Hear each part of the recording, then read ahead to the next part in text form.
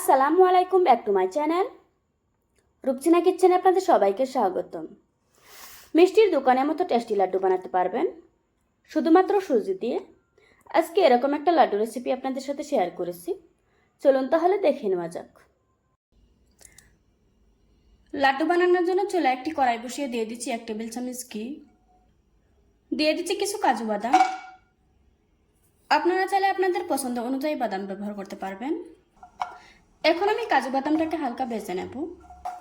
বাদামটা যখন হালকা ভাজা হয়ে গিয়েছে ওই পর্যায়ে দিয়ে দিচ্ছি 1 টেবিল চামচ কিশমিশ। কিশমিশটা ভাজতে এত বেশি সময় লাগে না। এখন একটু নেড়েচেড়ে সবকিছু খুব ভালোভাবে ভেজে নেব। ভেজে নেওয়া হয়ে গিয়েছে, এখন একটা প্লেটে তুলে নেব। তারপর দিয়ে দিচ্ছি 4টা এলাচ, তাহলে খুব সুন্দর একটা ফ্লেভার আসবে। একটু নেড়েচেড়ে দিয়ে দিচ্ছি 1 কাপ সুজি। এখন একটু সময় নিয়ে সুজিটাকে খুব ভালোভাবে ভেজে নিতে হবে, যাতে এটা কালারটাও চেঞ্জ হয়ে আবার পুড়েও না যায়। সুজিটা ভাজার সময় নাড়া বন্ধ করা যাবে না। কিছুক্ষণ পর দেখা যাবে সুজির কালারটা চেঞ্জ হতে শুরু করেছে। ঠিক ওই পর্যায়ে দিয়ে দিচ্ছি আগে থেকে ভেজে রাখা বাদাম কিশমিশ, আর দিয়ে দিচ্ছি 1/4 কাপ গুঁড়ো দুধ। তারপর দিয়ে দিচ্ছি 1/4 চা চামচ লবণ।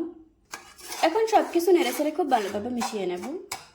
গুঁড়া দুধটা খুব ভালোভাবে মিশিয়ে নেওয়ার পর চুলা থেকে নামিয়ে নেব। এখন চুলায় আরও একটা প্যান বসিয়ে দিয়ে দিচ্ছি 1/2 কাপ চিনি, আর দিয়ে দিচ্ছি 1/2 কাপ পানি। মিষ্টিটা আপনারা আপনাদের পছন্দ অনুযায়ী দিয়ে নেবেন। এখন চিনি আর পানিটাকে একটু মিশিয়ে নেব। এখন শিরাতে বলক আসার জন্য অপেক্ষা করব। শিরাতে খুব ভালোভাবে বলক চলে এসেছে। এবার কিছুক্ষণ জাল করে ঘন একটা শিরা তৈরি করে নেব। শিরাটা বানানো হয়ে গিয়েছে। এবার আগে থেকে ভেজে রাখা সুজির উপরে দিয়ে দিচ্ছি। এখন সব কিছু একটু নেড়েচেড়ে খুব ভালোভাবে মিশিয়ে নেব। এই পর্যায়ে চুলার আঁচ একদম কমিয়ে রাখতে হবে, কারণ আমরা সুজিটা আগে থেকে ভেজে রেখেছিলাম। এখানে আর কুক করার কিছুই নেই, শুধুমাত্র শিরাটা মিশিয়ে নিলেই হয়ে যাবে। এভাবে করে শিরাটা মিশিয়ে নিচ্ছি। আর এটা আস্তে আস্তে ঘন হতে শুরু করেছে, কারণ এটা ঠান্ডা হওয়ার পর আরও কিছুটা ঘন হয়ে যাবে। এবার আমি চুলা থেকে নামিয়ে নেব। এখন এটা ঠিক এরকম হয়েছে। এবার আমি লাড্ডুগুলি বানিয়ে নেব। এটা কুসুম গরম থাকা অবস্থায় লাড্ডুগুলি বানিয়ে নিতে হবে। লাড্ডুগুলি যেন একই সাইজ হয়, তার জন্য আমি এরকম একটা চামচ নিয়েছি, আর চামচ দিয়ে এভাবে করে বানিয়ে নিচ্ছি। গরম থাকা অবস্থায় ভালোভাবে জমাট বাঁধিয়ে বাঁধিয়ে লাড্ডুগুলি বানিয়ে নিতে হবে। বানানো হয়ে গিয়েছে। এভাবে করে আজকে আমি সবগুলি লাড্ডু বানিয়ে নেব। এই লাড্ডুটা আপনি 1 সপ্তাহের মতো সংরক্ষণ করতে পারবেন,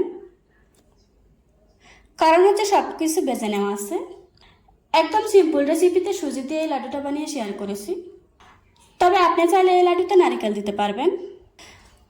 নারকেল দিলে খেতে আরও বেশি ভালো লাগবে। আশা করছি আজকের এই সহজ রেসিপিটা আপনাদের কাছে ভালো লাগবে। ভালো লাগলে আমার চ্যানেলটা সাবস্ক্রাইব করে পাশে থাকা বেল বাটনটি অন করে রাখবেন। আবারও কথা হচ্ছে নতুন কোনো ভিডিওতে। ততক্ষণ সুস্থ থাকবেন, ভালো থাকবেন। আল্লাহ হাফেজ।